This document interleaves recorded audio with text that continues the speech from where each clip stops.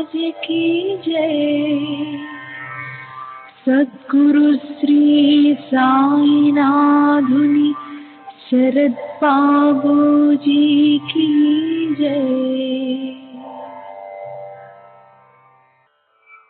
సాయి వంటి దైవంబు లేడోయి లేడోయి, ప్రజలందరి నోట సాయి నామం పలకాలి, సర్వత్రా సాయి రూపం రంజిల్లాలి, ముజ్జగాలు సాయి మహిమతో ముప్పిరిగొనాలి.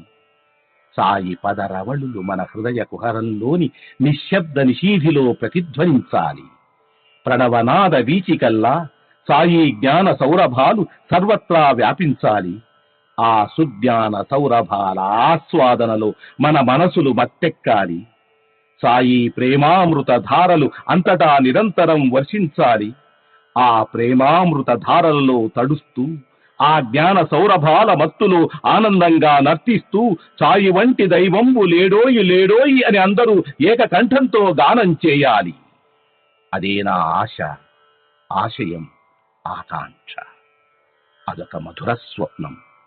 ఆ స్వప్న సాఫల్యం కోసం శ్రీ సాయినాథుని అనన్య ప్రేమతో, ఆర్ద్రతతో ప్రార్థించటమే మనం చేయగలిగింది, చేయవలసింది. శ్రీ బాబూజీ.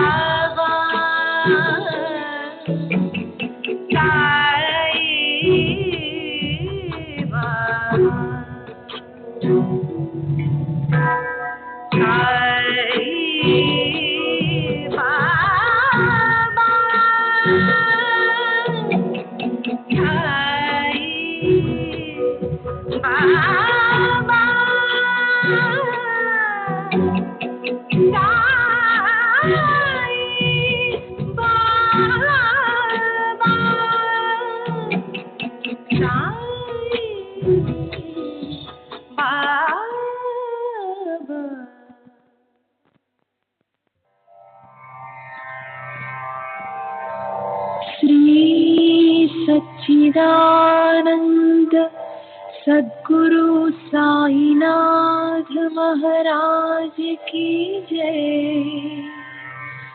सद्गुरु श्री साईनाथुनि शरद बाबू जी की जय।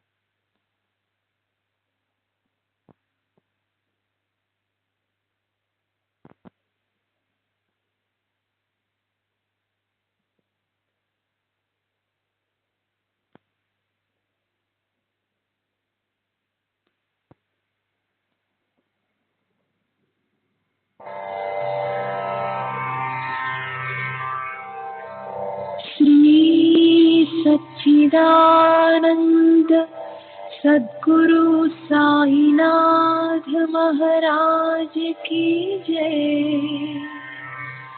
सद्गुरु श्री साईनाथुनि शरद बाबू जी की जय।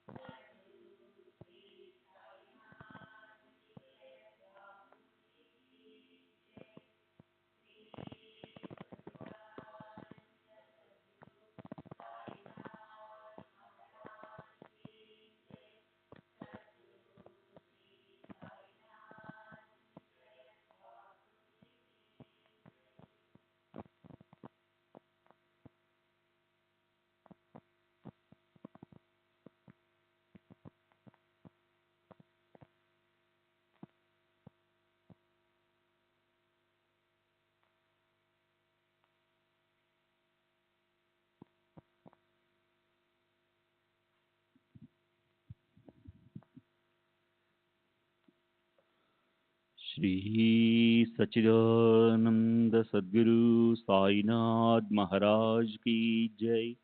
सद्गुरु श्री साईनाथ शरद बाबू जी की जय। श्री साईनाथाय नमः।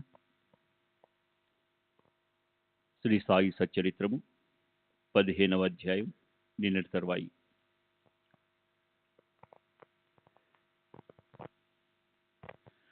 చోల్కర్ జోగు వద్ద అతిథిగా ఉండటం వలన జోగు వద్దకు వెళ్ళడానికి సిద్ధమయ్యాడు. జోగ్ లేవగానే అతడు కూడా జోగ్తో బయలుదేరాడు.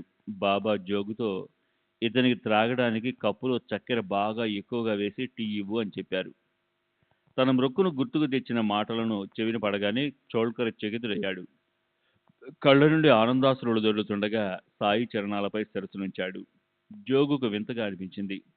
అంతకంటే రెండింతల చోల్కర్ విస్మితుడయ్యాడు. కారణం, బాబా మాటలలోని ఆంతర్యం అతనికి అర్థమైంది. బాబాకు అసలు టీ తెలియదు. అది ఇప్పుడెందుకు గుర్తుకొచ్చింది? చోల్కర్కు విశ్వాసం కుదరడానికి, అతని భక్తిని దృఢపరచడానికి. చోల్కర్ బాగా గ్రహించేలా బాబా అతనితో స్పష్టంగా, చోల్కర్, నువ్వు అనుకున్న పటిక బెల్లం అందింది. నీ త్యాగ నియమం కూడా పూర్తయింది. మొక్కు త్వరగా తీర్చలేక చక్కెరను మాని ప్రాయశ్చితం చేసుకున్నావు. దీనిని నీవు రహస్యంగా దాచినా నాకు సమస్తం తెలిసింది. మీరెవరైనా ఎక్కడైనా సరే ఉండండి. భక్తి భావంతో నా వైపు మళ్ళితే నేను మీ భక్తి శ్రద్ధలను అనుసరించి రాత్రింబవళ్ళు మీ వద్దనే ఉంటాను. నా ఈ శరీరం ఎక్కడున్నా మీరు సప్త సముద్రాలకు అవతల ఏం చేస్తున్నా నాకు తక్షణం తెలిసిపోతుంది. ప్రపంచంలో ఎక్కడికైనా వెళ్ళండి. నేను మీ వెంటే ఉంటాను. మీ హృదయంలోనే నా నివాసం. నేను మీ అంతర్యామిని. మీ హృదయంలో ఉన్న నన్ను మీరు నిత్యం ఆరాధించండి. సర్వజీవులలో అంతర్యామిగా ఉన్నది నేనే. ఇంట్లో గాని, వాకిట్లో గాని లేదా దారిలో గాని ఆయా స్థలాలలో ఎవరు మీకు కలిసినా నేనే ఉన్నాను. నేనే వారిలో తిష్ట వేసుకుని ఉన్నాను. చీమలు, క్రిములు, జలచరాలు, ఆకాశాన్ని ఎగిరే పక్షులు, శ్వాన, శోకరాలు మొదలగు ప్రాణులన్నిటిలో సర్వత్రా నేనే నిరంతరంగా నిండి ఉన్నాను. నన్ను వేరుగా భావించకండి. మీకు నాకు ఏమాత్రం భేదం లేదు. నన్ను ఇలా తెలుసుకున్న వారు గొప్ప భాగ్యవంతులు. ఈ మాటలు మామూలుగా కనిపించినా ఇవి ఉత్తమమైన జ్ఞానాన్ని కలుగజేసేవి. బాబా ఎంతో ప్రేమతో చోల్కర్ భక్తిని స్థిరపరిచారు. అతని అంతరంగంలో ఉన్న దాన్నంతా బాబా అలా తెలియజేసి అతనికి గొప్ప అనుభవాన్ని కలుగజేశారు. సత్పురుషులు ఎంతటి చతురులు! బాబా వచనాలు అమూల్యం. అవి భక్తుల హృదయాలలోనికి దూసుకు వెళ్లి ప్రేమ మడిని తడిపి భక్తి మార్గాన్ని తెలుపుతాయి.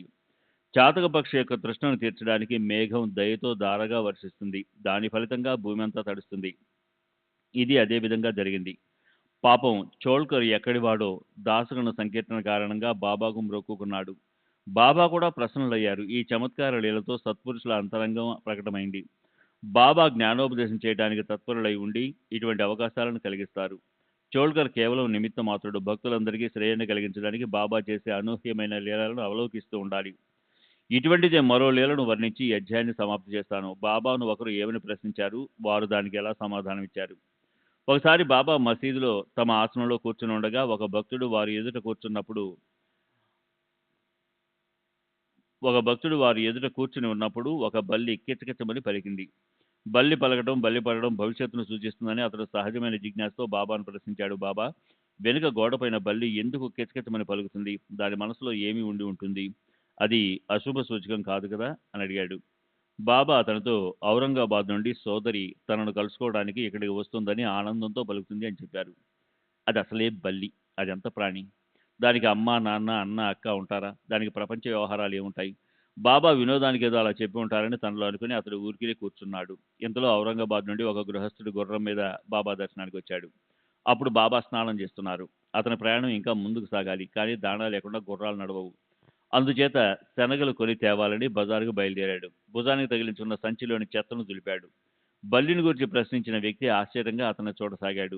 సంచిని తిరగేసి నేల మీద కొట్టినప్పుడు అందులోంచి ఒక బల్లి నేలపై పడింది. అందరూ చూస్తుండగా అది సరసరా గాబరాగా పరిగెత్తింది. బాబా ప్రశ్నించిన ఆ వ్యక్తితో ఇప్పుడు సరిగ్గా దాన్ని సరిగ్గా చూడు, అదే ఆ బల్లి సోదరి. దీని చమత్కారం చూడు అని చెప్పారు. ఆ బల్లి అక్కడి నుండి వెంటనే కిచకిచమనే సోదరి శబ్దాన్ని గుర్తించి వయ్యారంగా కులుకుతూ వెళ్ళింది. ఆ అక్కా చెల్లెళ్ళిద్దరూ చాలా రోజులు కలుసుకోవడం వలన ఆ ప్రేమ అనుపమానం. ప్రేమగా ఆలింగనం చేసుకుని ముద్దులాడుకున్నాయి. బల్లులు స్వేచ్ఛగా, ఆనందంగా గిరగిరా అడ్డదిడ్డంగా తిరిగాయి. ఎక్కడి ఔరంగాబాద్ పట్టణం, ఎక్కడి షిరిడి, ఇదేం విశేషం? అకస్మాత్తుగా గుర్రపు స్వారీ, అతనితో పాటు బల్లి రావడం ఎంత కాదు. అది ఔరంగాబాద్ బల్లే కావచ్చు, దాణా సంచిలో దూరి ఉండవచ్చు. కానీ బల్లిని గురించి అడిగిన సమయానికి సరిగ్గా అది ఎలా వచ్చింది? బల్లి కిచకిచమని పలకడం, దానిని గురించి ప్రశ్నించడం, దానికి బాబా అర్థం చెప్పి అనుభవాన్ని కలగజేయడం అసమానమైన యోగం కలిసి రావడం కాదు. వినోదం అంటే అందరికీ ఎప్పుడూ ఇష్టమే. సత్పురుషులు భక్తుల క్షేమాన్ని అభివృద్ధి చేయడానికి అనుపమానమైన సంఘటనలను సిద్ధపరుస్తుంటారు. ఇక్కడ జిజ్ఞాసతో ఎవరు ప్రశ్నలు అడగబోతే సాయి యొక్క మహిమను ఎలా తెలుసుకుంటాం? వారి సామర్థ్యం ఎవరికి అర్థమవుతుంది? అనేక సమయాలలో అనేక బలులు పలుకుతుంటాయి. ఇది అందరికీ తెలిసిందే. వాని గురించి ఆ శబ్దాల అర్థాన్ని ఎవరు అడుగుతారు? దీని సారాంశం, ఈ జగత్తును ఆడించే స్తోత్రం రహస్యంగా అర్థం కాకుండా ఉండి అందరినీ ఆశ్చర్యపరుస్తుంది. బల్లి పలికితే అనర్థ సూచకమని కృష్ణ కృష్ణ అని అంటే ఆ అనర్థం తొలగిపోతుందని అంటారు. జనం ఏమనుకున్నా ఈ చమత్కారం యొక్క అర్థం జనులు తమ సర్వవ్యాపకత్వాన్ని తెలుసుకుని భక్తి యందు స్థిరపడాలని బాబా యొక్క ఉత్తమమైన ఉపాయం. ఈ అధ్యాయాన్ని భక్తి శ్రద్ధలతో పఠించి మరలా పునరావర్తన చేసే వారి కష్టాలను గురుదేవులు తొలగిస్తారని మనసులో దృఢమైన విశ్వాసం ఉంచండి. అనన్య భావంతో గురుచరణాలను సరసనించే వారికి రక్షించే అభయప్రదాత, కష్టాలను హరించే కర్త ఒక్క సాయిబాబాయే. ఇందులో ఏ సందేహాన్ని పెట్టుకోకండి. భక్తుల శ్రేయస్సు కొరకు సాయిబాబా గురించి నా స్వానుభవంలోని రహస్యమైన దాన్ని చెప్తాను. ప్రపంచమంతటా సంపూర్ణంగా నేనొక్కడినే. నేను తప్ప రెండవది ఏదీ లేదు. ఈ లోకంలో మాత్రమే కాదు, అఖిల త్రిలోకాలయందు నేనే. ఇటువంటి అద్వితీయ భావం, నిరభిమానం, నిరహంకారం, సంపూర్ణ జ్ఞానం నిండి ఉన్న చోట ఇక భయం అనే మాటే ఉండదు. అంతటా చైతన్యం నిండి ఉంటుంది. హేమాడ్ పంతు సాయికి శరణు వచ్చి ఒక్క క్షణమైనా వారి చరణాలను వదిలి ఉండలేడు. కారణం అవే ప్రపంచాన్ని తరింపజేస్తాయి. ఇది మధురమైన వర్ణనండి. బ్రహ్మజ్ఞానాన్ని చిటికలో కావాలని కోరే వారికి సాయి గురువర్యులు సృష్టించిన చక్కటి ప్రసంగం. ఎవరో ఒక లోబి సాయిని బ్రహ్మజ్ఞానాన్ని అడగగా మహారాజు దానిని అతని జేబులో నుండి తీసిస్తారు. శ్రోతలు ఈ కథను వింటే బాబా యొక్క సామర్థ్యం తెలుస్తుంది. లోభం నిర్మూలనం అవనంత వరకు నిస్సందేహంగా బ్రహ్మ ప్రాప్తి లేదు. బ్రహ్మజ్ఞాన ప్రాప్తికి ఎవరు అధికారి? దీనిని ఎవరు ఆలోచించరు. ఎవరికి ఏ విధంగా బ్రహ్మజ్ఞానం ప్రాప్తిస్తుందో దానిని కూడా సాయి మహారాజు వివరిస్తారు. నేను వారి దాసానుదాసుని. ఈ సాయి ప్రేమ విలాసాన్ని మీరు ఎంతో ఉత్సాహంగా వింటారన్న ఆశతో వేడుకుంటున్నాను. శ్రోతలు సావధానంగా వింటే సత్పురుషుల మహిమ అర్థమవుతుంది. చైతన్య ప్రాప్తితో మీ మనసు ఆనందంతో ప్రసన్నమవుతుంది. స్వస్తి శ్రీ సంతసజ్జన ప్రేరితము భక్త హేమాడ్ పంతు విరచితమైన శ్రీ సాయి సమర్థ సచ్చరిత్రంలో చోల్కర శర్కరాఖ్యానం అను 15వ అధ్యాయం సంపూర్ణం. శ్రీ సద్గురు సాయినాథార్పణమస్తు. శుభం భవతు. శ్రీ సచ్చిదానంద సద్గురు సాయినాథ్ మహారాజ్ की जय.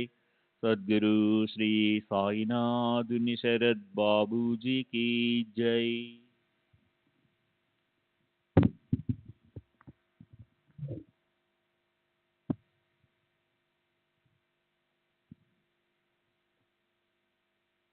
శ్రీ సాయి సచరిత్ర 16వ అధ్యాయము.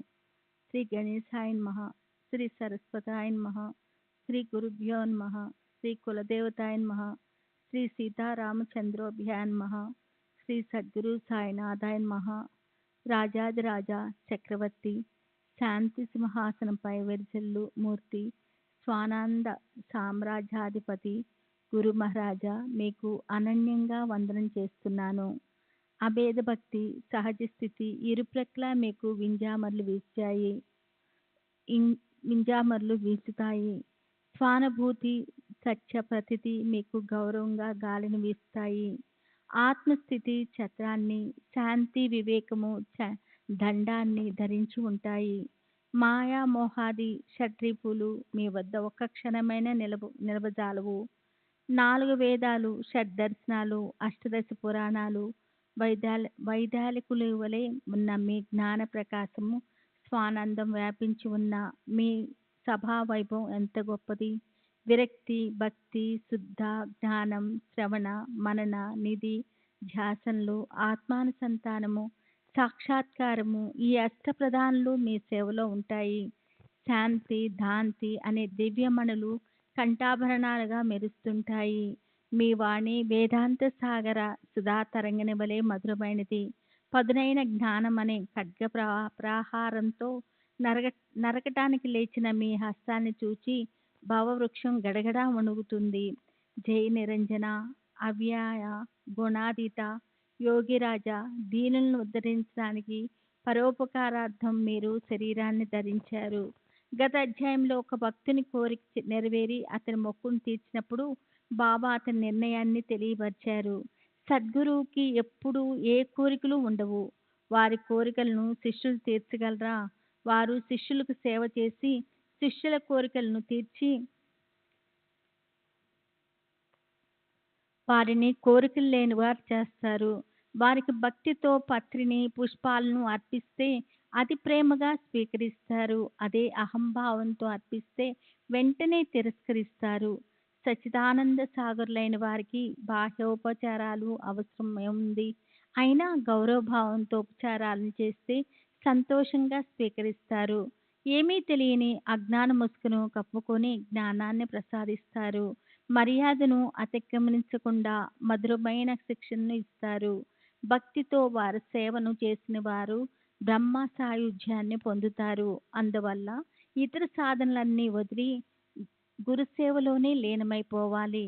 ఆ సేవలో బద్ధకము, అలసత్వము ఉన్న గొప్పగా విర్రవీగిన సాధకులు చిక్కుల్లో పడిపోతారు. అసలు ముఖ్యమైనది గురుచరణాల యందు దృఢ విశ్వాసం. శిష్యులు స్వయంగా ఏమీ చేయలేరు. సద్గురువే వారిని దారిలో పెట్టాలి. శిష్యులకు తమ అపాయాలు తెలియవు. వారికి అవి తెలియకుండానే గురువు వారికి ఉపాయాలను తెలియజేస్తారు. త్రిభువనాలలో వెతికినా గురువు కంటే మరో గొప్ప జాతి ఎవరూ ఉండరు. శరణాగతులకు పరమ శరణ్యమైనట్టు వారికి అనన్యంగా శరణు పొందుదాం. వారిని చింతామణితో పోల్చాలనుకుంటే చింతామణి కేవలం కోరుకున్న దాన్ని ఇస్తుంది. గురువు భక్తులకు పరమ ఆశ్చర్యం కలిగేలా మనసు కోరని దానిని ఇస్తారు. గురువును కల్పతరువుతో పోల్చాలనుకుంటే అది కల్పిత వస్తువులనే ఇస్తుంది. కానీ గురుదేవులు మనసు ఊహించని నిర్వికల్ప స్థితిని కలుగు చేస్తారు. కామధేనువు కోరుకున్న కోరికలను తీరుస్తుంది. గురువు అంతకంటే అధికము. ఆశించని ఆత్మస్థితిని వారు తప్ప ఎవరు ప్రసాదించగలరు? ఇప్పుడు శ్రోతలకు నా విజ్ఞప్తి. నా గత అధ్యాయం చివర బ్రహ్మజ్ఞాన ప్రాప్తిని కోరిన వ్యక్తి కథ చెప్తానన్నాను కదూ! ఆ కథను వినండి. బ్రహ్మజ్ఞానాన్ని ఆశించి వచ్చిన భోక్తను బాబా ఎలా తృప్తిపరిచారు, తమ భక్తుల్ని పరమార్థాన్ని ఎలా ఉపదేశించారో వినండి. సత్పురుషులు ఎల్లప్పుడూ ఏ కోరికలు లేనివారు. వారి కోరికలన్నీ పూర్తిగా తీరిపోయి ఉంటాయి. కానీ అత్యాశ గల భక్తులు కోరికలు తీరక ఎల్లప్పుడూ అసంతృప్తితో ఉంటారు. కొందరు పుత్ర సంతతిని కోరితే, కొందరు అఖండ రాజ్య సంపత్తిని, మరికొందరు భక్తి విశ్వాసాలను కోరగా, ఒకరిద్దరు మాత్రమే ప్రపంచం నుండి ముక్తిని కోరుకుంటారు.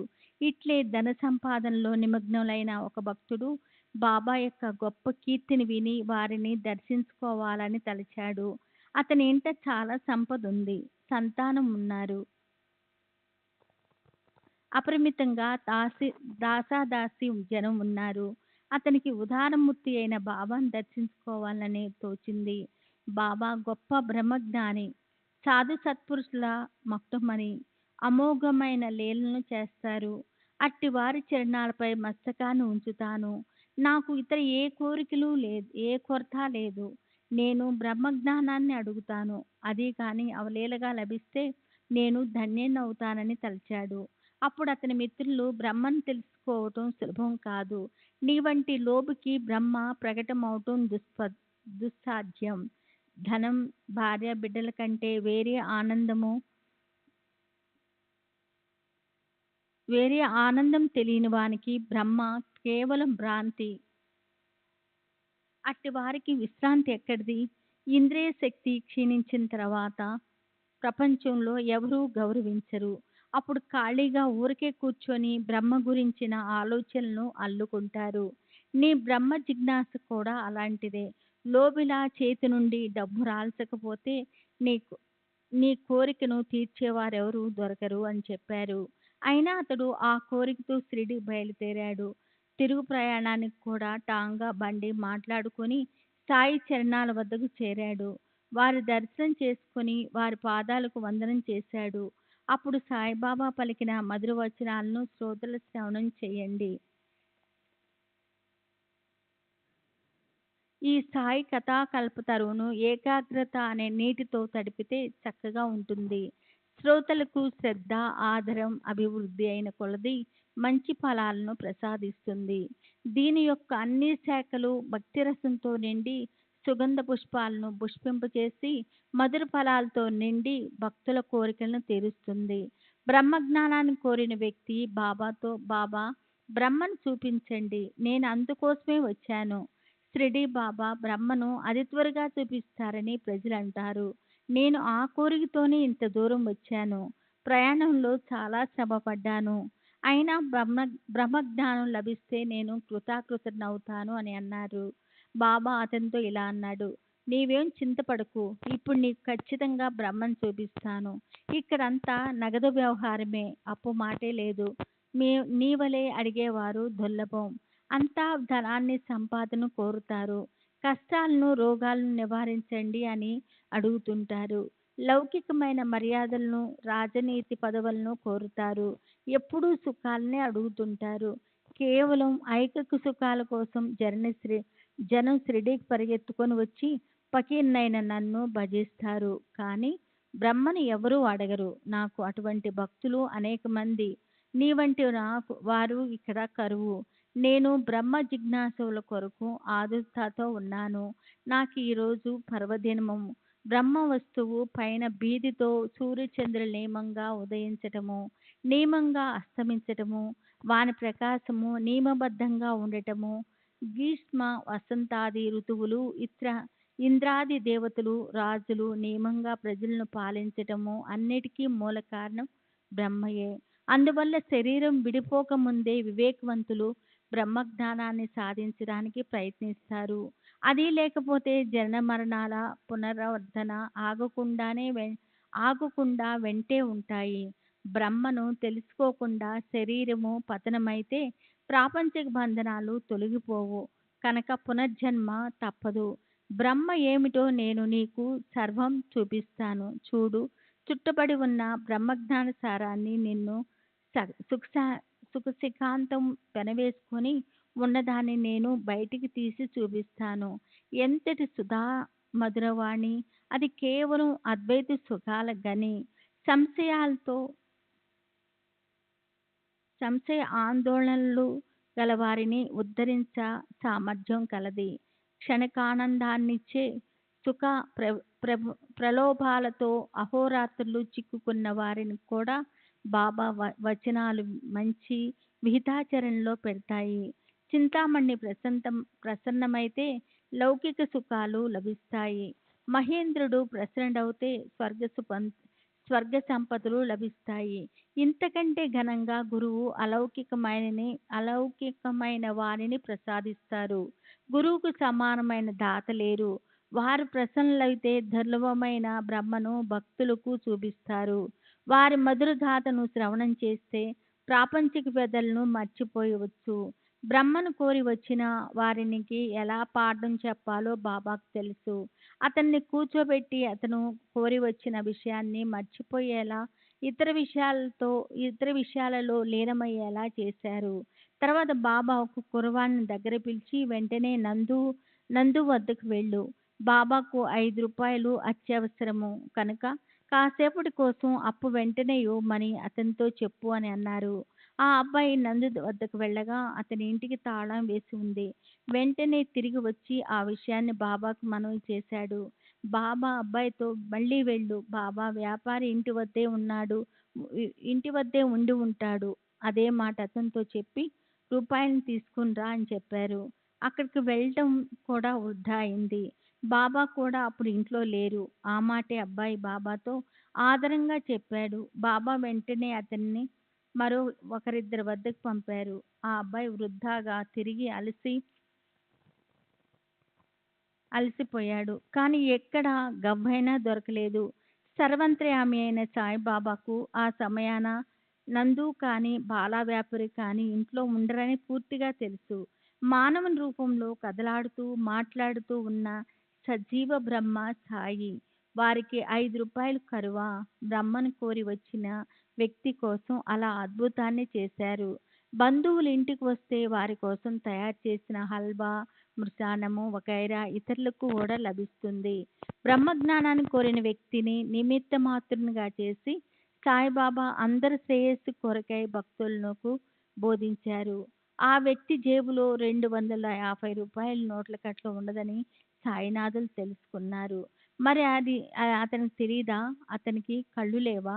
జేబులో నోట్ల కట్ట ఉండగా బాబాకు ఇవ్వాలా వద్దా అన్న ఆలోచనలో పడ్డాడు. సాయికి 5 రూపాయలు అప్పుగా అదైనా ఒక గడియ కోసం ఇవ్వటానికి అతనికి మనసు రాలేదు. బ్రహ్మ సాక్షాత్కారాన్ని కోరటానికి వచ్చాడు. సాయి మహారాజు సత్యసంధులు. వారు అప్పుగా అడిగిందేదైనా కొంచెమే కదా, పోనీ ఇద్దామని అనిపించినా మనసు మారిపోయి ఇవ్వలేదు.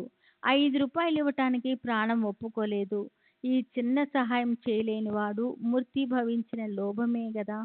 బాబా యందు నిజమైన భక్తిభావం గల మరెవరైనా అయితే ఆ అపువింతను కళ్ళబుగించి చూడరు. బ్రహ్మ కోసం నిజంగా ఎంతో తపించేవాడైతే అతనికి విషయం అర్థం కాకుండా ఉంటుందా? ఏమో, నాకలా అనిపించదు. ధనం పైన వ్యామోహం అతన్ని కంబళించి వేసింది. పోనీ ఊరికేనైనా కూర్చోవాలా? అది లేదు. వెంటనే తిరిగి వెళ్ళిపోవాలని త్వరపడసాగాడు. ఓ సాయిబాబా, బ్రహ్మను ఇప్పుడే చూపించు అని అడిగాడు. నీవు కూర్చున్న చోటే బ్రహ్మను చూపించాలనేగా ఇప్పటి వరకు నా ప్రయత్నం. నీకు అర్థం కాలేదా అని బాబా అన్నారు. శ్రీ సచ్చిదానంద సద్గురు సాయినాథ్ మహారాజ్ కీ జై. సద్గురు శ్రీ సాయినాథుని శరత్ బాబూజీకి జై.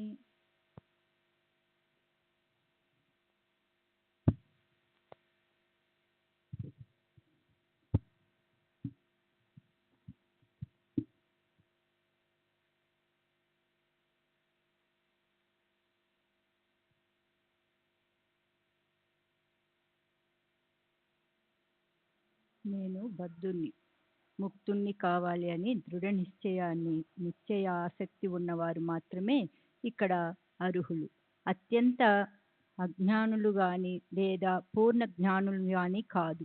అసలు బద్ధులే కానప్పుడు ఇక ఎలాంటి ముక్తి? ఇదంతా వస్తుస్థితి. బంధనము మరియు ముక్తి ఇవి రెండు త్రిగుణాల సమాగమము వలనే అవి అందరికీ అనుభవం. ద్వైతం లేని చోట ఎవరు ఎవరిని బంధించటం, విడిపించటం? అద్వైతంలో ద్వైతం పోతే అక్కడ ఎవరు బద్ధులు కారు, ముక్తులు కారు. పగలు రాత్రి అన్న వానిని సూర్యుడు సృష్టించాడా? ఇవి దృష్టి దోషం వలననే కాని సూర్యుడు తటస్థుడు. నేను ఒక కర్తను, ఒక భోక్తను అన్న అభిమానంతో సుఖ దుఃఖాలను, స్వర్గ నరకాలను అనుభవిస్తూ ఉంటే విషయ వాసనని యందు ఆసక్తి అధికమవుతుంది. ఆత్మ నిత్యం, సనాతనం, శాశ్వతం. జనన మరణాలనే వికారాలు లేనిది. ఆత్మ ఓంకార అక్షరానికి ప్రతీక. అనాది, అనంతం, ఎల్లప్పుడూ ఉండేది. శరీరమే ఆత్మ అని తలిచేవారు, తాము వేరు, సృష్టి వేరు అని అనుకునేవారు ఆత్మజ్ఞానం కోసం శ్రమపడ్డ పరమార్థం లభించదు. కృత నిశ్చయులై వాక్కు మొదలైన సర్వేంద్రియాలను మనసులో లయం చేసి, మనసును నశింపచేసి బుద్ధిని ఆశ్రయించాలి. ప్రకాశ స్వరూపమైన జ్ఞానంతో మనసును బుద్ధి యందు ఏకాగ్రం చేయాలి. సర్వేంద్రియాలు మనసుతో సహా బుద్ధి ఆధీనంలో ఉంటాయి. కుండకు ఆది కారణం మట్టి, అట్లే ఇంద్రియాలకు బుద్ధి. ఇది దాని నిత్యస్థితి. బుద్ధి యొక్క వ్యాపకత్వం ఈ విధంగా ఉంటుంది. బుద్ధి తన వ్యాపకత్వ గుణంలో మనసును, సకలేంద్రియాలను వ్యాపిస్తుంది. బుద్ధిని సర్వవ్యాపి అయిన మహత్తత్వంలో, ఈ ఈశ్వరతత్వంలో లయం చేసి మహత్తత్వాన్ని ఆత్మతత్వంలో విలీనం చేయాలి. ఈ విధంగా సామరస్యాన్ని సాధిస్తే ఆత్మస్వరూపం నిర్ధారణగా ప్రకటమవుతుంది. అప్పుడు వెండి, ఎండమావి, సర్పాకారం కేవలం దృష్టి వికారాలని అర్థమవుతుంది. ఈ అశేష విశేష రహితమైనట్టి జనన మరణాలు లేనట్టి ఆత్మదర్శనం లేనిదే శ్రేయస్సు లేదు అని సత్పురుషులు ఎప్పుడూ చెప్పుతుంటారు. కార్యాలకు ఒక కారణం ఉంటుంది, కానీ ఆత్మ స్వయంభు. కారణం లేనిదే ఆత్మపుర అభినవ, సనాతనమైనది, నూతనమైనది, స్వభావ సిద్ధంగా బుద్ధికి అందనిది. ఆకాశం వల అవిచ్ఛిన్నం, సృష్టి లయలకు అతీతము. ఓం ప్రణవం ఆత్మకు ఆలంబనం. ఆత్మ నిరాధారం, నిష్కలంకం. పరబ్రహ్మను తెలుసుకోవాలి, ఆ పరబ్రహ్మను పొందాలి. బ్రహ్మకు ప్రతీక అయిన ఓంను ధ్యానించాలి, ఎల్లప్పుడూ ఉపాసన చేయాలి. సర్వ వేదాల సారమైన ప్రణవ స్వరూపమే ఓంకారం. ఆ ప్రణవాన్ని అర్ధసహితము నిర్ధారణగా తెలుసుకోవటమే మహావాక్యాల చింతన. వేదాలు స్వయంగా ప్రతిపాదించినది. జనులు బ్రహ్మచర్య నియమాలను ఆచరించి అత్యంత ప్రయత్నంతో సంపాదించిన దానిని ఓం అని అంటారు. ఆ పరమపద ప్రాప్తికి మార్గం అతి దుర్గమైనదే అయినా సద్గురు అనుగ్రహం ఉన్న సాధకులకు సుగమమే. ఇంద్రియాలలో అతి స్థూలమైన దాని నుండి క్రమంగా సూక్ష్మం వరకు స్థూల సూక్ష్మ తారతమ్యంలో నిర్విరామంగా ప్రయత్నం చేస్తే సాధకులు సాధించగలరు. ఓం శబ్దంతో ఉచ్చరించే ఓం అక్షరం సకల తపస్సుల సారం. ఆ శబ్దాన్ని ఉచ్చరించిన మాత్రాన దాని అర్థం స్ఫురిస్తుంది. దానిని నిరంతరం స్మరిస్తే సాక్షాత్కారం కలుగుతుంది. ఏ వికారాలు, మార్పులు, వృద్ధి క్షయాలు లేని సర్వవ్యాపక చైతన్యమైన ఆత్మను తెలుసుకున్నప్పటి సద్గురు ఒక్క అనన్య భక్తుడు ధన్యుడు.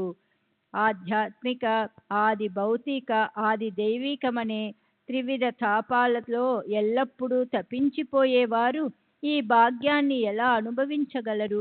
ఈ వైభవం ఒక్క సత్పురుషులకే పరిమితం. అజ్ఞానం వలన జనన మరణాల భ్రమణ, దాని నుండి నివృత్తి పొందటానికి సాధన బ్రహ్మ మరియు ఆత్మ ఒక్కటే అన్న ఏకత్వ భావన. అది ఇక్కడే సంభవం. విషయ కల్పనలు లేని శూన్య స్థితి కలిగినప్పుడు అహం బ్రహ్మస్మి అనే భావం కలుగుతుంది. వేదాలలోని మహావాక్యాన్ని అనవరతం స్మరిస్తూ ఉంటే బుద్ధి సహజ స్థితిని పొందుతుంది.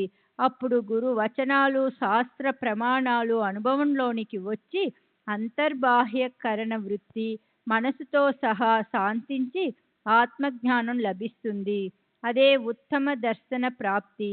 అప్పుడు విషయ సుఖాలపై విరక్తి కలిగి అజ్ఞానం మొదలగు హృదయ గ్రంథులు విడిపోయి అవ్యక్తంలో ప్రవేశం దొరుకుతుంది. సూర్య కిరణాలలోని అతి సూక్ష్మ కణం కంటేనూ అతి సూక్ష్మమైనది. అణువు కంటేనూ అత్యంత సూక్ష్మమైనదని ఆత్మను నిర్ధారించారు. పెద్ద వస్తువుల కంటే పెద్దది బ్రహ్మాండము. బ్రహ్మాండం కంటేనూ మహత్తరమైనది ఆత్మ. అయినా ఇవన్నీ సాపేక్ష ప్రమాణాలు. ఆత్మ ప్రమాణాతీతం. సూక్ష్మతంలో అనోరణీయాన్, సూక్ష్మమైన దానికంటే సూక్ష్మము. మహత్వంతో మహత్ పరిణామం గలది. ఆత్మకు నామరూపాదులన్నీ కేవలం ఉపాధులు. ఆత్మ నిరుపాధికం, పరిపూర్ణం. ఆత్మకు జననం లేదు, మరణం లేదు. ఆత్మకు మూల కారణం కూడా లేదు. ఆత్మ జననం లేనిది, నిత్యము, శాశ్వతం, సనాతనమైనది. ఆత్మను ఇది అని నిర్ధారించటం కష్టం. ఓంకార ప్రతీక అయిన బ్రహ్మయే దాని మూల స్వరూపం. ఆగమ నిగమాలను కూడా అంతుపట్టని ఆత్మ అందరికీ సులభ సాధ్యమా? ఆత్మను ఇది అని నిర్ధారించలేక వేదాలు అలసిపోయినవి. తాపసులు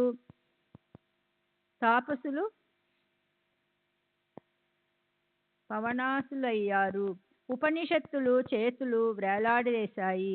ఎవరికీ దాని అంతు చిక్కలేదు. ఆత్మస్వరూపాన్ని తెలుసుకోవటానికి అభేదదర్శులైన ఆచార్యులు కావాలి. ఇతరులకు అది సాధ్యం కాదు. తార్కికులకు అక్కడ ప్రవేశం లేదు. కేవలం తర్కం చేసేవారికి అక్కడ చోటు లేదు. వారు భ్రమలలో గిరగిరా తిరుగుతుంటారు. ఆహమాచార్యులను తప్ప ఇతరులకు ఆత్మజ్ఞానానికి కావలసిన స్థిరమైన బుద్ధి ఉండదు. స్వబుద్ధి కల్పన సిద్ధాంతాలు అనే అనంత తారలు 84 లక్షల జనన మరణాలను తప్పించలేవు. ఆహమాచార్యుడనే చంద్రుడు ఒక్కడు చాలు. అజ్ఞానంధకారం అవలేశమైనా ఉండదు. బహు ప్రయాసతో ఇతరులు సాధించలేని దానిని సద్గురువును దృఢంగా పట్టుకున్నవారు అల్ప ప్రయాసతో సాధించగలరు. వారికి బ్రహ్మజ్ఞానం ప్రకటమవుతుంది. దానితో అజ్ఞానం తొలగిపోయి సచ్చిదానంద స్వరూపం స్థిరపడి ఆత్మస్వరూప స్థితి అనుభవంలోనికి వస్తుంది. దీనికి మరో పేరు మోక్షం. జీవులు అధికంగా ఆపేక్షించదగినది ఇదే. దీనికోసమే జీవులు నిరంతరం చాలా శ్రమ పడతారు. దీనికోసమే బ్రహ్మ యోహ నిష్ఠులు ఎల్లప్పుడూ అంతర్దృష్టిలో ఉంటారు. మనసు చంచలమైనప్పుడు విషయాలు కల్లోలపరుస్తాయి. ఆత్మస్వరూపంలో స్థితులైన వారి మనసు స్థిరపడి విషయాలు క్షీణించిపోతాయి. ఆత్మస్వరూపానికి విముఖంగా ఉన్న వారిని విషయాలు కలవర పెడతాయి. కానీ స్వరూపాన్ముఖులైన వారి నుండి విషయాలు మొహం చాటేస్తాయి. మోక్షాన్ని మాత్రమే కోరుకుంటూ ఇహపర సుఖాలను, ఇతర విషయాలను అణుమాత్రమైన ఆశించకుండా ఉండే వారే మోక్షానికి అర్హులు. వీనిలోని ఒక్క లక్షణం లోపించినా వారు ముముక్షువులు కారని బాగా తెలుసుకోవాలి. అలాంటి వారు ఒక కన్నే ఉన్నా 2 కన్నులతో చూస్తున్నట్లు నటించే వారిలా ముముక్షువుల వల్ల కేవలం నాటకమాడేవారు. అహంకారం తొలగిపోనంత వరకు, లోభం నిర్మూలమ అవనంత వరకు, మనసు వాసనారహితం కానంత వరకు బ్రహ్మజ్ఞానం నాటుకోదు. శరీరమే ఆత్మ అని అనుకునే బుద్ధియే భ్రాంతి. బంధనానికి కారణం ఆసక్తి. విషయ సుఖాల ఆలోచనలను విడిచిపెడితే బ్రహ్మజ్ఞాన ప్రాప్తి హస్తగత హస్తగతమవుతుంది. నిర్గుణ బ్రహ్మ సాక్షాత్కారం కఠిన కార్యం. అందువలన సగుణ బ్రహ్మ యొక్క ఉపాసనలోని మర్మాన్ని తెలుసుకోవటమే బుద్ధిమంతుల ధర్మం. ఆత్మ సర్వజీవులలో నిగూఢంగా ఉంటుంది అన్న తత్వం వేదాంతులకు తెలుసు. కానీ దీనిని అనుభవపూర్వకంగా అంతటా తెలుసుకోవటం ఎలా? ముందు చిత్తశుద్ధి కావాలి. ఆ పైన సూక్ష్మమైన కుసాగ బుద్ధి ఉండాలి. అప్పుడే ఆత్మ దయతో తప్పక స్వయం ప్రకటమవుతుంది. ఆత్మ నిత్యము, ఏ వికారాలు లేనిది. ఆత్మను తెలుసుకున్నవారు శోకరహితులు. వారే ధైర్యవంతులు, ధీమంతులు. వారే భవం నుండి ముక్తులు. శ్రీ సచ్చిదానంద సద్గురు సాయినాథ్ మహారాజు కీ జై. సద్గురు శ్రీ సాయినాథుని శరత్ బాబూజీ కీ జై.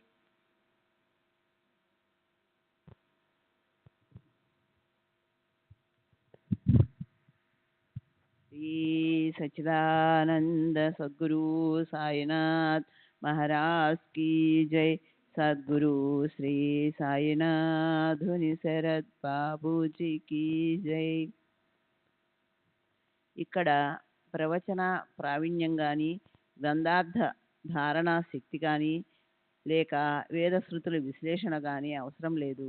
ఆత్మ ఏ మార్పు చెందక నిత్యము ఉండేది. శరీరం అనిత్యం, అశాశ్వతం, అనవస్థితం, ఎప్పుడూ మార్పు చెందేది అని తెలుసుకొని తన శ్రేయస్సును సాధించుకునే వారు యోగ్యాయోగ్యాలను తెలుసుకున్న దక్షులు. ఆత్మజ్ఞానులు సదా నిర్భయులు. వారు ఒక్కటే తప్ప రెండవది లేదన్న అద్వితీయ భావంతో శోకాన్ని తొలగించుకున్నవారు. ఆత్మజ్ఞానం కఠినమైనప్పుడు ప్రవచనాల శ్రవణంతో దాని అంతు పట్టనప్పుడు కేవలం మేధస్సు మాత్రం ఏం చేయగలడు?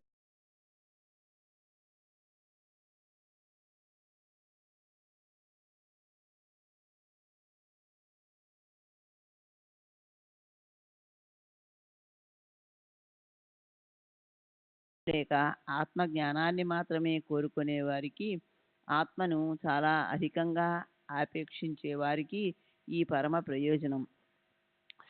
శ్రవణాది సమయాలలో ఆత్మను నేనే అన్న అభేద దృష్టి కలిగి దానినే అనుసంధానం చేసేవారిని ఆత్మ అనుగ్రహిస్తుంది. ఎల్లప్పుడూ దురాచారాలలో ఆసక్తులై అస్థిరులై అశాంతితో అలమటించే వారి మనసు ఏకాగ్రం కాదు. అటువంటి వారు జ్ఞానులైనా సరే ఆత్మజ్ఞానాన్ని పొందలేరు. శృతి స్మృతి ప్రతిపాదితమైన యోగ్యమైన కర్మలను చేస్తూ అవిహిత కర్మలను త్యజించి ఎల్లప్పుడూ ఏకాగ్ర చిత్తులై ఉండేవారికి ఆత్మ అంకితమైపోతుంది. దుశ్చరితాల నుండి విముఖుడై ఆచార్యులైన గురు చరణాలలో వినమ్రత కలిగి ఫలాపేక్ష లేని వారికే ఆత్మ ప్రాప్తిస్తుంది.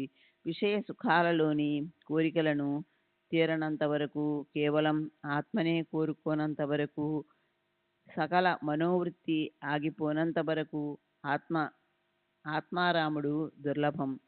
జిజ్ఞాసుల తపస్సును గని ఆత్మకు స్వయం దయ కలిగి తన స్వరూపాన్ని తానే ప్రకటన చేస్తుంది. కానీ ఇది గురువు లేకుండా సులభ సాధ్యం కాదు. ఆత్మ స్వరూప ప్రాప్తికి సాధకులు శ్రవణ మననాదులను, అభేద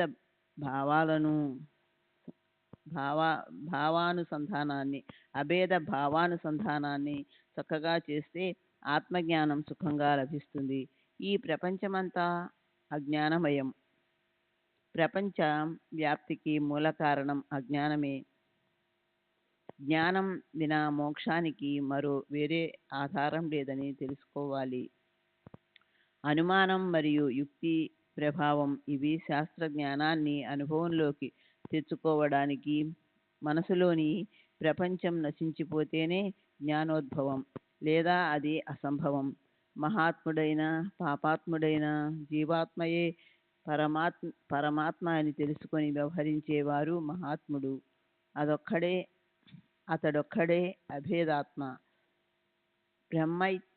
బ్రహ్మ ఆత్మైక్యత్వ జ్ఞానమే జ్ఞానం యొక్క పర్యవసానం. ఆత్మజ్ఞానం ఒక్కసారి కలగగానే సమస్తమైన అజ్ఞానం నశించిపోతుంది. ఆత్మజ్ఞానం కలిగితే చాలు, ఇక తెలుసుకోవలసినది మిగలదు. వస్తుజాతమంతా వారికి కరతల గతంలా సాక్షాత్కారం అవుతుంది.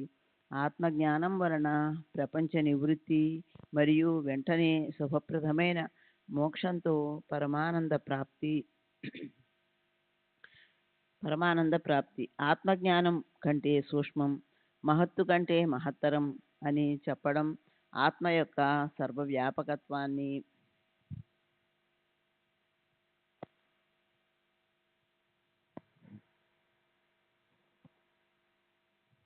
బుద్ధికి తెలియజేయడానికి. ఆత్మ స్వయంగా సూక్ష్మం కాదు, మహత్తు కాదు. అక్కడ తరతమ భావాలు కల్పితం. అబ్రహ్మస్తంభ పర్యంతం ఆత్మ చరచరాలలో పరిపూర్ణంగా ఉంది.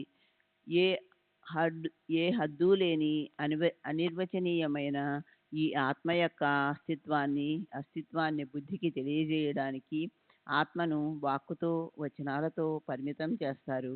అసలైన ఆత్మరహస్యం కేవలం బుద్ధి వైభవ యోగంతో చేజిక్కదు. సద్గురువుల సాధు సత్పురుషుల సాంగత్యంలో ఉండి వారిని సేవించి వారి కృపను పొందిన వారికి ఆత్మప్రాప్తి. బ్రహ్మజ్ఞాన వివరణ కేవలం కొన్ని గ్రంథాలలో మాత్రమే నిండి ఉందా? సద్గురు కృప లభించకపోతే కల్పాంతంలో కూడా అది కైవసం కాదు. నిత్య నైమిత్తిక కర్మలను చేయకున్నా, మనసులో పరిశుద్ధమైన సంస్కారాలు లేకపోయినా బ్రహ్మజ్ఞానానుభవం అసలు సంభవం కాదు. ఒక్క బ్రహ్మ మాత్రమే నిత్యం, మిగతావన్నీ అనిత్యం. దృశ్యజాతమంతా శాశ్వతం కాదు. ఇది సత్యం, ముమ్మాటికి సత్యం. బ్రహ్మను గురించి చెప్పేవారు లభించరు. అట్లే బ్రహ్మ జ్ఞానాన్ని వినే పవిత్రులైన శ్రోతలు దొరకరు. ప్రేమమయులు, అనుభవశీలురైన సద్గురువులు మరీ అరుదు. అడుగగాని ఇవ్వడానికి బ్రహ్మజ్ఞానం అందుబాటులో ఉందా? పర్వతాలలో, గుహలలో దాక్కొని యమ నియమాలతో కట్టుబడి ధ్యాన ధారణలలో నిమగ్నమైన వారికి కూడా అది దొరకదు. గురువు అనుగ్రహం లేకపోతే బ్రహ్మజ్ఞానం లభించదు. నీ వంటి మూర్తీభవించిన లోభ స్వరూపానికి ఎలా లభిస్తుంది బాబు? డబ్బు ఆశ బాగా ఉన్నవారికి బ్రహ్మజ్ఞాన ప్రాప్తి కల్పాంతంలోనైనా ఎప్పుడూ లభించదు. దీనిని బాగా గుర్తుంచుకో. పరమార్థాన్ని శ్రవణం చేసిన విషయ సుఖాలను చింతన చేస్తూ ప్రపంచాన్ని నిధిధ్యాసన చేసేవారికి ఆత్మ సాక్షాత్కారం ఎలా సాధ్యం? మల విక్షేప ఆవరణలనే త్రిదోషాలతో ఉన్న అంతఃకరణాన్ని నిష్కామ కర్మతో మలక్షాళనం చేసి విక్షేపాన్ని ఉపాసనతో తొలగించాలి. ఇలా స్వకర్మ మరియు ఉపాసన చేయగా చిత్తం పరిపక్వం అవుతుంది.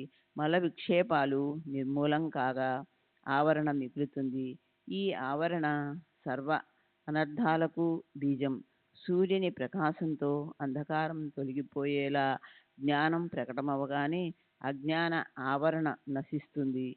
వేదాంతంలో నిష్ణాతులైన వారు వర్ణించిన సత్య జ్ఞానానంద లక్షణాలు గల బ్రహ్మను జ్ఞానులు మాత్రమే తెలుసుకోగలరు. మసక చీకటిలో ఒక బాటసారి అడవిలో నడుస్తూ ఒక చెట్టు మొండెమును చూచి దొంగ అనుకొని భయపడిపోయి అక్కడే దాక్కుంటాడు.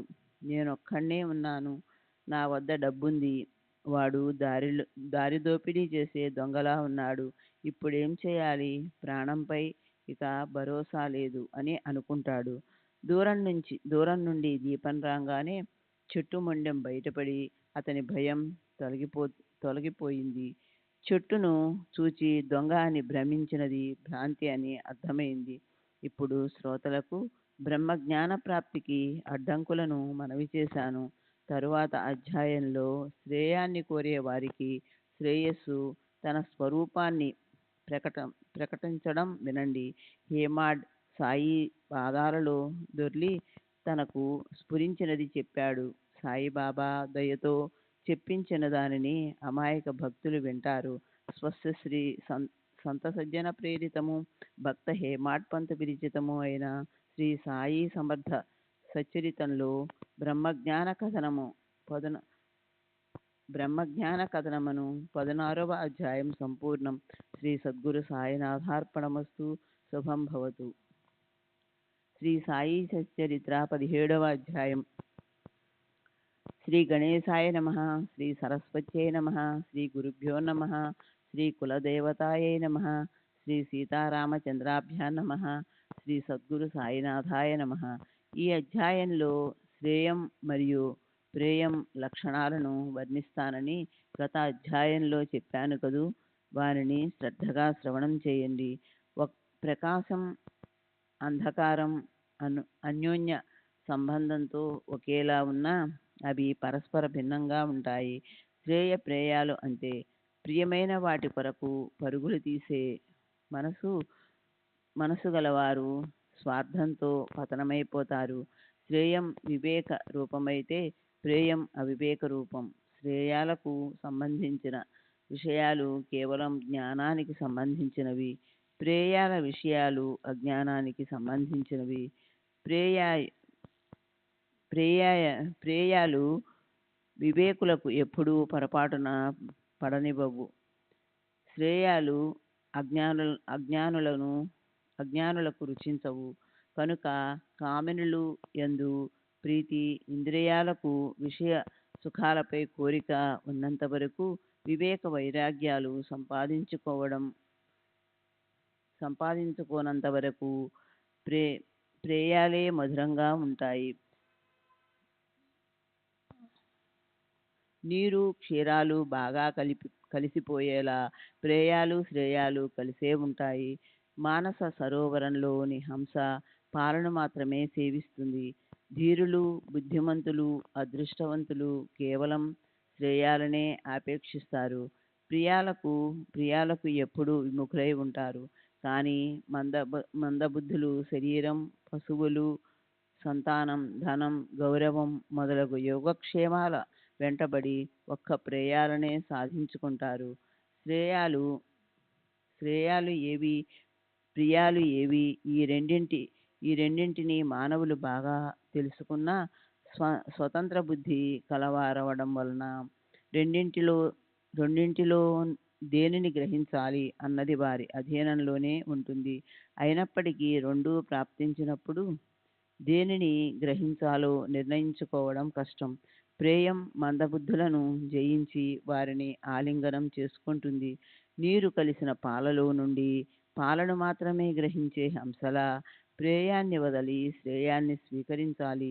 ఇదే పురుషార్థం. శ్రేయం మరియు ప్రేయం ఈ రెండూ మానవుల స్వాధీనంలోనే ఉన్న వివేకహీనులు, మందబుద్ధులు దానిని తెలుసుకునే సమర్థులు కారు. ముందుగా శ్రేయం దేనిలో ఉంది అని నిశ్చయంగా తెలుసుకోవాలి. ఆ తరువాత ఏవైనా ప్రతిబంధకాలు కలిగితే వారిని పూర్తిగా తొలగించుకోవచ్చు. ఇక్కడే పురుషార్థాలు కళ్ళెదుట గట్టిగా నిలబడతాయి. కనుక బుద్ధితో బాగా నిశ్చయించుకొని శ్రేయాల కొరకే పోరాడాలి. ప్రపంచం యొక్క చక్రభ్రమణం అంతుపట్టనిది. అహర్నిశలు ఆగకుండా తిరుగుతూనే ఉంటుంది. భయంకరము నివారించడానికి వీలు కాని ఆధ్యాత్మికాది 3 తాపాలను మానవులు సహిస్తారు. దాని వలన అత్యధికమైన దుఃఖాలను వహిస్తూ విసిగిపోయి వారిని తొలగించుకోవడానికి సుఖకరమైన సాధనాలు వెతుకుతారు. భరించలేని భవచక్ర భ్రమణం ఆగడానికి ఏ సాధనాలున్నాయని శ్రద్ధగా అన్వేషిస్తారు. గొప్ప భాగ్యం వలన ఇటువంటి బుద్ధి పుట్టినప్పుడు పురుషార్థం ఉదయిస్తుంది. అప్పుడు తమ స్వార్థం కొరకు సాధనోపాయాలను కనిపెడతారు. అనాది అవిద్య లేక మాయ ముత్యపు చిప్పలోని వెండి ఎండమావులలోని నీరు వలె వ్యర్థం.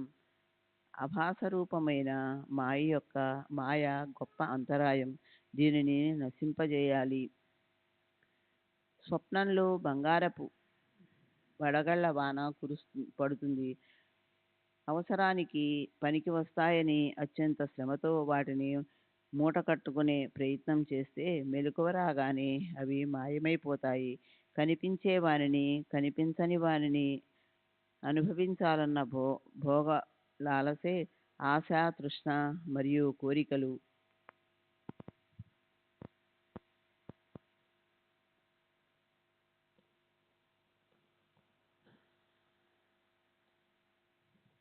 ఇవన్నీ ఎప్పుడు ప్రతిబంధకాలని తెలుసుకోవాలి. ముందు వీరిని సమూలంగా ఊడబెరకాలి. సూర్యకాంతిలో చూడలేని దానిని, బుద్ధికి అందని దానిని, వేద శృతులకు అంతుపట్టని దానిని గురువు తమ చేత్తో చూపిస్తారు. కామక్రోధాలనే ఈ రెండు మనోవృత్తులు జ్ఞానప్రాప్తిని కలుగనీయవు. పైగా శ్రవణ మనన సమాధులను వెంటనే భంగం చేస్తాయి. దీపం కర్పూరంతో సమాగమయ్యేతేనే పరస్పరం ఒకదానిని మరొక దానితో తీసేయడం సాధ్యమా? ఈ రెండూ కలవడమే తడవుగా కర్పూరం దీపమై వెలుగుతుంది. శృతి స్మృతులయందు అవిహితమని చెప్పిన దుష్కర్మలలో అనవతరం మునిగి ఉండి విహిత కర్మలను తెలుసుకోలేని వ్యక్తి జ్ఞాని అయితే మాత్రం ఏం ప్రయోజనం? అట్లే అంతఃకరణలోని కలవరం కారణంగా ఎప్పుడూ అశాంతిగా ఉండేవారు, ఇంద్రియ లోలత్వం వలన మనసులో ఆందోళన పడేవారు జ్ఞానంతో పరిపూర్ణులు కాలేరు. ఆచారాలను ఎరిగిన గురుపుత్రుడు మనసులో సంతృప్తి కలిగి ఉంటాడు. నిశ్చలమైన మనసుతో ఆత్మానుసంధానం చేసేవాడొక్కడే జ్ఞాన సంపన్నుడు. సంసారి అయినా, మోక్షాన్ని కోరేవాడైనా తన అసలు గమ్యాన్ని చేరుకోవాలంటే శరీర రథాన్ని స్వాధీనంలో ఉంచుకోవాలి. కేవలం ఆచారుడు ఏం చేయగలడు? ఇక్కడ వాగ్ధాటికి చోటే లేదు. అసలైన అభ్యాసం అవసరం. శరీరాన్ని రథంగా భావించి స్వయం స్థిరంగా కూర్చోవాలి.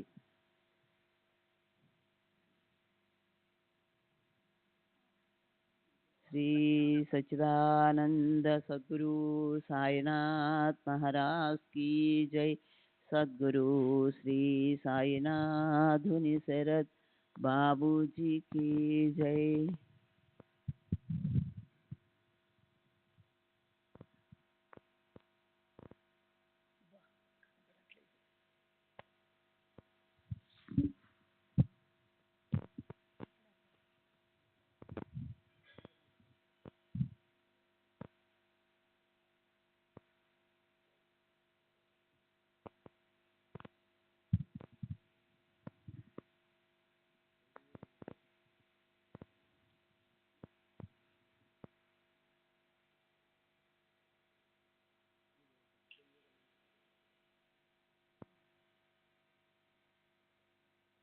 శ్రీ సచ్చిదానంద సద్గురు సాయినాథ్ మహారాజీకి జై. సద్గురు శ్రీ సాయినాథుని శరత్ బాబూజీకి జై. శరీరం అనే రథంలో తన బుద్ధిని సారథిగా చేసి దానిలో యజమాని స్వయంగా స్థిరమైన మనసుతో కూర్చోవాలి. విషయాలు పరుగులు తీసే మార్గాలను అధిగమించటానికి బుద్ధిని సారథిగా నియమించి ఉత్సలంగా ఉన్న దేశేంద్రియాలనే గుర్రాలను మనసు అనే పగ్గాలతో స్వాధీనంలో నెక్కి తెచ్చుకోవాలి. ఈ పగ్గము స్వేచ్ఛగా పరిగెత్తే గుర్రాలను అదుపులో ఉంచుతుంది కనుక దీనిని సారథి చేతికిచ్చి నీవు స్వస్థ చిత్తంతో కూర్చో. సారథి కుశలుడు, నిపుణుడు అయితేనే గుర్రాలు బాగా పరుగు ఎత్తుతాయి. కానీ బలహీనమైన మనసు అనే పగ్గానికి ఇంద్రియాలనే గుర్రాలు అదుపులో ఉండవు. వివేకంలో ఉన్న బుద్ధి యొక్క సారథ్యము ఉండి మనోవిగ్రహము ఏకాగ్రత చిత్తము ఉన్నవారికే పద ప్రాప్తిస్తే ఇతరుల మార్గంలో అలసిపోవటమే. మనసు ఎప్పుడు చెడుగా ఉన్న వారికి శాంతి ఉండదు. వారి పరమాత్మ ప్రాప్తి కలుగదు. జనన మరణాల చక్రము తప్పదు.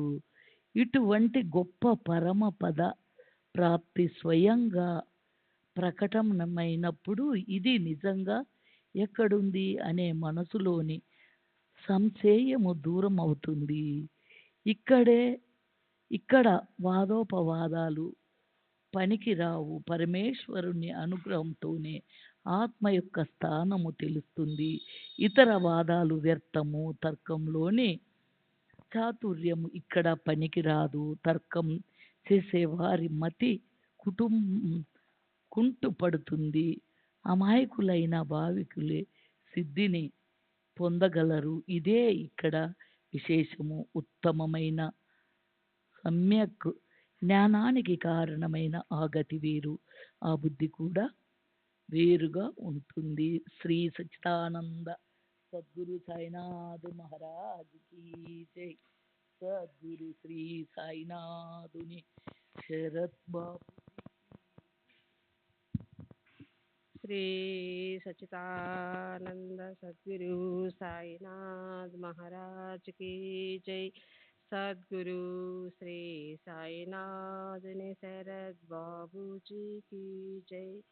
ఉత్తమమైన సమ్యక్ జ్ఞానానికి కారణమైన ఆ గతి వేరు, ఆ బుద్ధి కూడా వేరుగా ఉంటుంది. ఉత్తమమైన జ్ఞానాన్ని ప్రసాదించే ఆగమాలను ఎరిగిన వారు వేరుగానే ఉంటారు. అమూల్యమైన శరీరం వృధాగా పాడైపోతూ ఉంది. ధనకాంక్ష మధ్యాహ్నపు నీడ వంటిదని మరియు హరి యొక్క మాయ దుర్గమమని తెలుసుకుని సత్పురుషుల చరణాలను ఆశ్రయించాలి. సత్పురుషులు భవసాగరాన్ని దాటించే నౌకలు. నీవు వానిలో ఒక ప్రయాణికుడువు కావాలి. వారు తప్ప తీరానికి చేర్చగల సమర్థులెవరు? వివేక వైరాగ్యాల జంటను మూట కట్టుకున్నవారు జడులైన మూడులైన రాయి వంటి కఠినులైన భవసాగరం దాటటం వారికి కష్టం కాదు. భగవంతుని షడ్గుణ ఐశ్వర్యాలలో వైరాగ్యం వారి ప్రథమ ఐశ్వర్యం. అది మహాభాగ్యవంతులకు తప్ప ఇతరులకు దుర్లభం.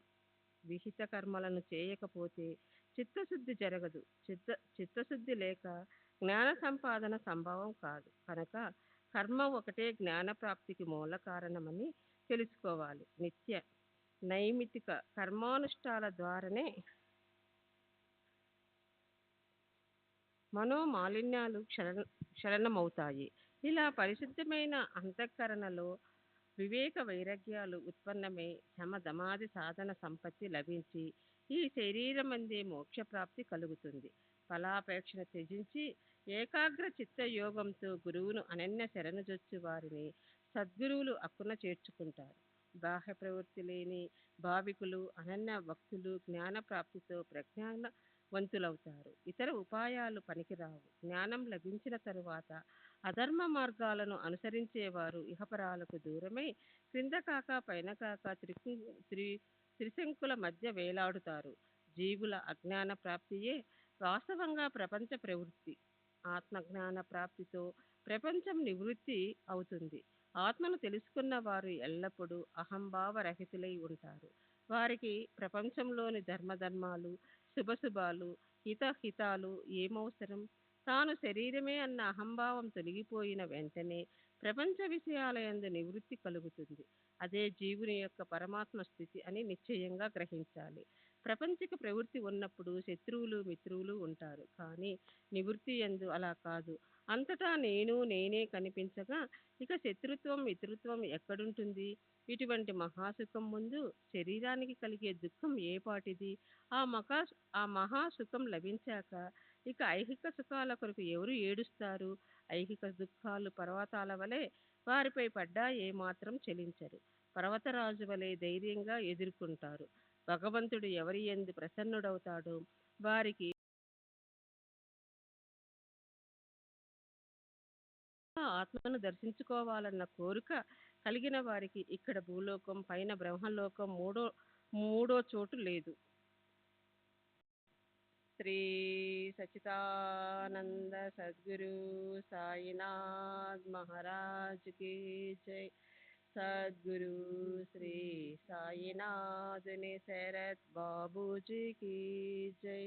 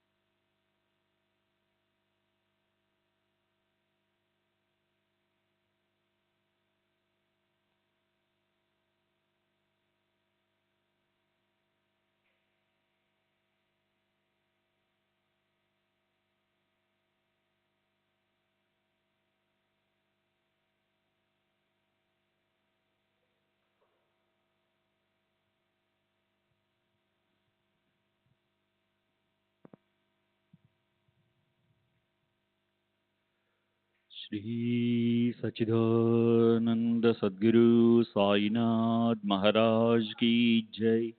सद्गुरु श्री साईनाथ शरद बाबू जी की जय। साई रहम नजर करना, बच्चों का पालन करना। साई रहम नजर करना, बच्चों का पालन करना। जाना तुमने जगत पसार, सब ही झूठ जमाना।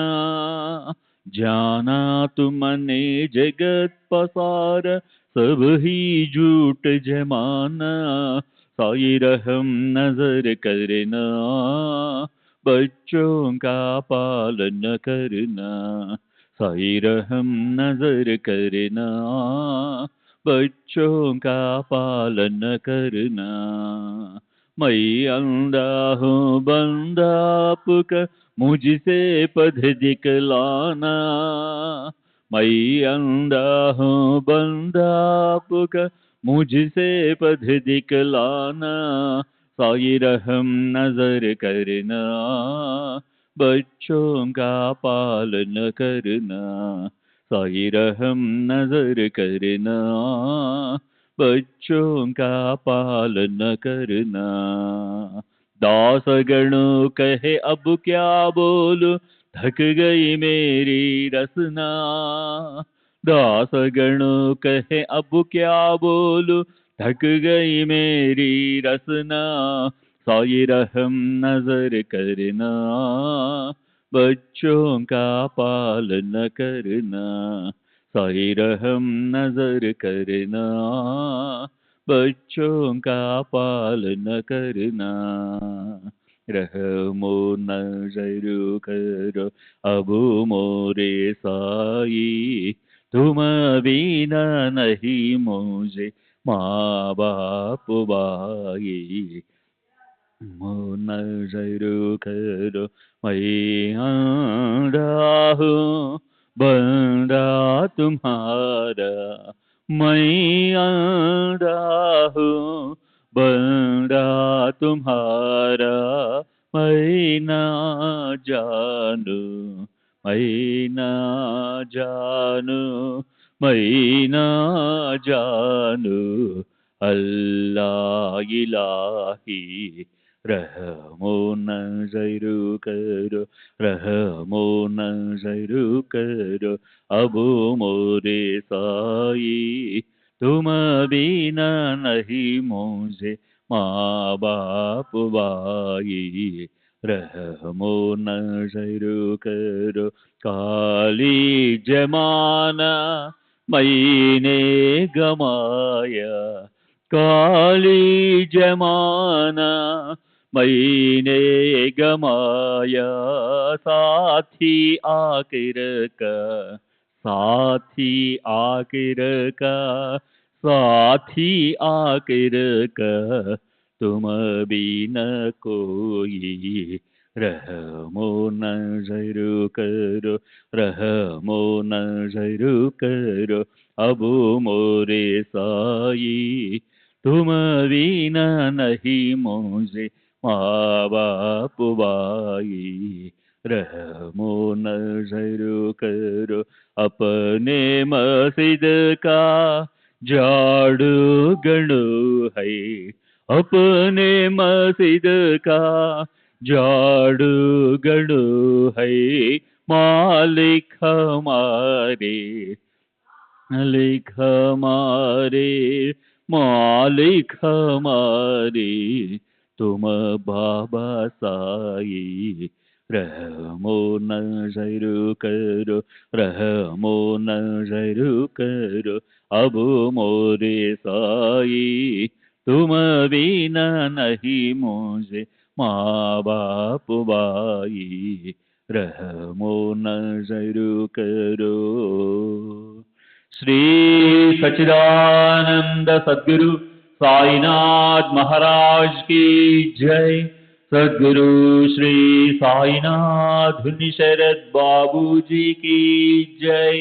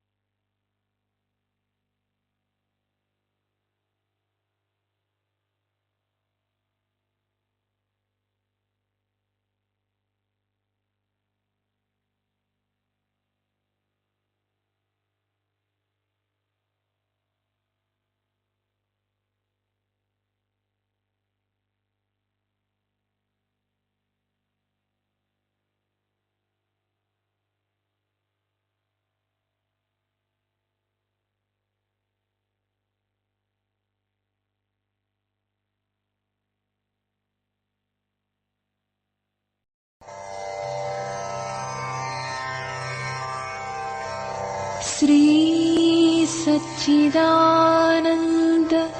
सद्गुरु साईनाथ महाराज की जय। सद्गुरु श्री साईनाथुनि शरद बाबू जी की जय।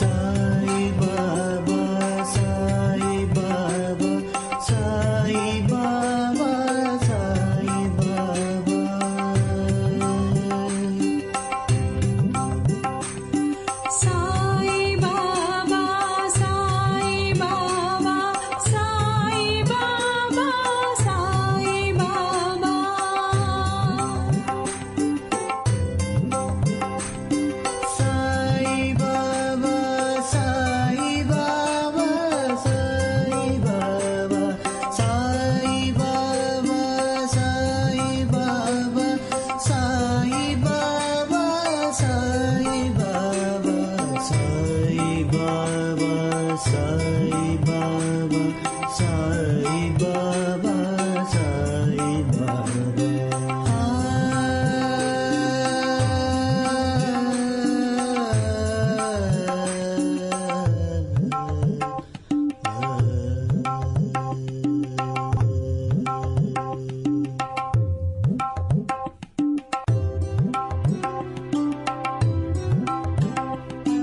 సాయి బాబా సాయి